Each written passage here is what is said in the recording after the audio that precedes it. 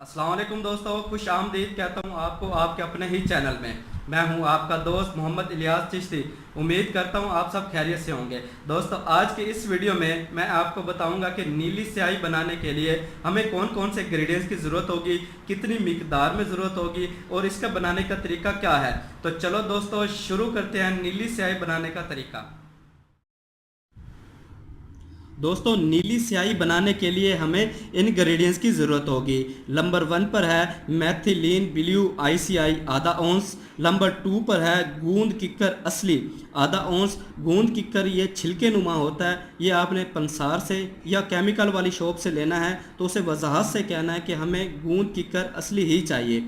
ये आपने आधा औंस लेना है। नंबर 3 पर है carbolic acid. Carbolic acid liquid होता है, ये आपने 30 कतरे लेने हैं। दोस्तों, इसकी बनाने की तरकीब भी बहुत आसान है। तरकीब कुछ इस तरह से है कि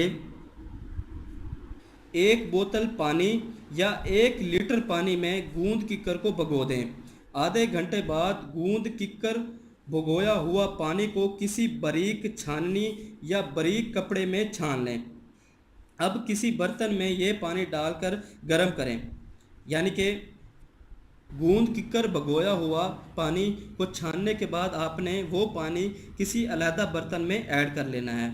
इस पानी को आपने गर्म करना है, यानी कि नीम गर्म पानी कर लेना है। जब ये गूंद किक्कर वाला पानी नीम गर्म हो जाएगा तो आपने इसे चूल्हे से उतार देना है। चूल्हे से उतारने के बाद आपने इसके अंदर मैथिलीन ब्लू जो पाउडर होगा ये आपने इसके अंदर ऐड कर देना है। जब भी आप मैथिलीन ब्लू लिक्विड पानी के अंदर आप ऐड करेंगे तो मैथिलीन ब्लू अंदर जाते ही जो है डली बन जाएगा। लेकिन आपको परेशान होने की ज़रूरत नहीं है। जब आप मैथिलीन ब्लू और गूंद किक्कर वाला पानी को अच्छी तरह से मिक्स करेंगे तो ये डली ख़त्म हो जाएगी।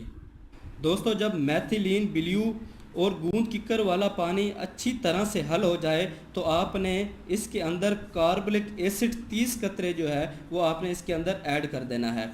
30 कतरे ऐड करके आपने इसे अच्छी तरह से मिक्सिंग करनी है, यानी कि अच्छी तरह से इसे घूटना है, अच्छी तरह से बनाना है। बना के आपने तकरीबन आधे घंटे का इसको स्टेक दे देना है। आधे घंटे बाद आपका नीली स्याही तैयार है। दोस्तों, अगर आप इसका बिज़नेस भी करना चाहते हैं तो नीली स्याही की बहुत ही डिमांड है मार्केटिंग में। आप इसकी डब्बियाँ बनवाएं, बनवा कर ऊपर लेबल लगवाएं, लेबल लगवा कर इसकी सेल मैनी करें। दोस्तों, नीली स्याही वाला बहुत ही प्रोसीजर बेहतरीन है और बहुत ही आसान है और इसकी मार्केटिंग में बहुत ज़्यादा डिमांड है। तो आज की इस वीडियो में मैंने आपको बताया कि नीली स्याही बनाने के लिए हमें कौन कौन से इंग्रेडिएंट्स की ज़रूरत होगी, कितनी मिकदार में ज़रूरत होगी और इसका बनाने का तरीका क्या है। दोस्तों, अगर आप नीली स्याही बनाकर इसकी मार्केटिंग भी करते हैं तो मार्केटिंग में इसकी बहुत ज़्यादा डिमांड है और बहुत ही प्रॉफिटेबल बिजनेस है। दोस्तों, उम्मीद करता हूँ आपको ये वीडियो अच्छी लगी होगी।